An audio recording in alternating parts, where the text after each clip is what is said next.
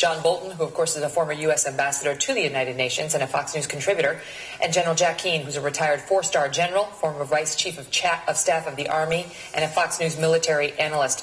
You have some interesting thoughts on this. Number one, General, you were saying a shift in the timing in terms of what the Prime Minister views as sort of the ultimate date on Iran's nuclear weapons program. Well, the Prime Minister consistently has been saying we're out of time.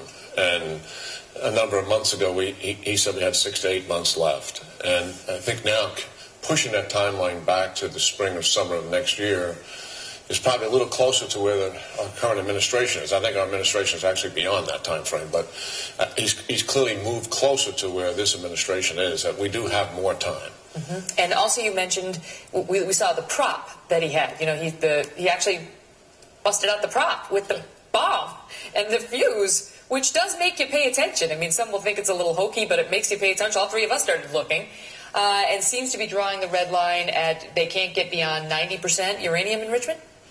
Yeah, I was surprised by that.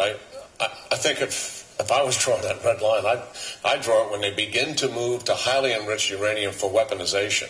In other words, when you go from 20% to 90%, you begin to move towards that.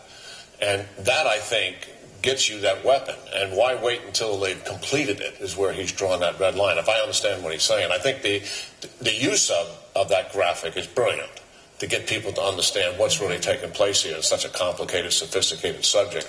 He's broken it down, I think, where any person can understand. Mm-hmm. Reminds me of Saturday morning cartoons. That's how the bombs would look with the little fuse. Anyone can get what he's trying to show us, Ambassador Bolton. Your thoughts on his comments? Well, I thought he made one very important point that people don't understand, and that is that the economic sanctions may have caused Iran pain economically, but they have not stopped or materially impeded the nuclear weapons program. So you can have sanctions till the cows come home. North Korea is the most heavily sanctioned country on earth, bar none, and it has already exploded 2 nuclear devices. And I think that's an important argument to make, because people are prone to say, well, why don't we just toughen the sanctions up a little bit? Under his timeline, under the Netanyahu timeline, the sanctions are not going to bring Iran to its knees before they have crossed his red line. So I thought that point was important to make, and I think people need to understand that, especially if military action follows. Where I think he made a mistake was on the red line. I think I agree with Jack on that point. The Security Council of the vaunted United Nations set a red line in 2006. It said, stop all uranium enrichment activities.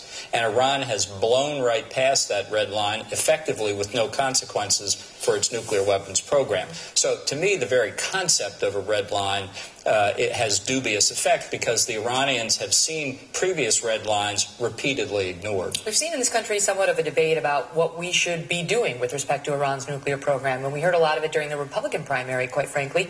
Ron Paul was saying, what business is it of ours? If Iran wants to develop a nuclear weapon, then that's its business, and we have no right to tell them no. When we were listening to the Prime Minister, you knew at one point in his speech he was going to get to a quote from Bernard Lewis, and he did. And the quote was something to the effect of, for the Ayatollahs, mutually assured destruction is not a deterrent to getting nuclear weapons. It's an inducement to getting and using them. Right. If you prize life in the hereafter more than you prize life on Earth, the threat of being destroyed isn't going to deter you. The one thing you can say about the communists during Cold War days is they were atheists. They knew they were only going around once in life, and they weren't about to throw it away too quickly.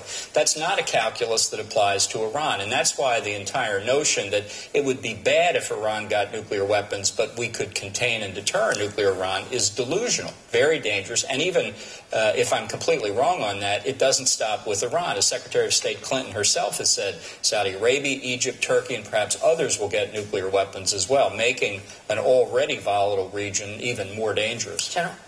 Yeah, I totally agree. I think one of the great values of the speech was laying out the true threat of radical Islam. And it not just threatens Israel, it threatens the world because of what their objectives are. And then we have a nation state that espouses that as well and wants a nuclear weapon. And a 30-year history here of terrorism killing us. I mean, the last commander we had in Iraq believes that the Shiite militia, sponsored by the Iranians, trained by the Iranians in Iran, given weapons by the Iranians, killed close to 2,000 of our 4,400 American dead. plus blew up 2 embassies, plus blew up 2 barracks, and then this nation takes on a nuclear weapon. I think his characterization of that threat and what that means, not just to the region but to the world, is absolutely clear. One of the best presentations I've seen on the subject. Got to run, guys. Thank you both so much. We appreciate you being here. We'll come